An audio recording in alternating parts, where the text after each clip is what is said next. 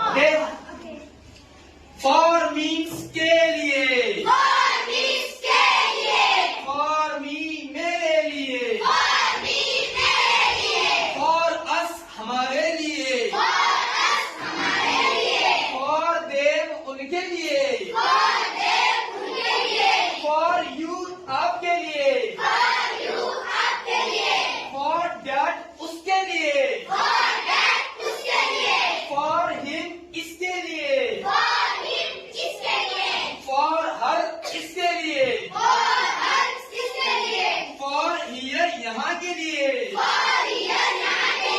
for their वहाँ के लिए,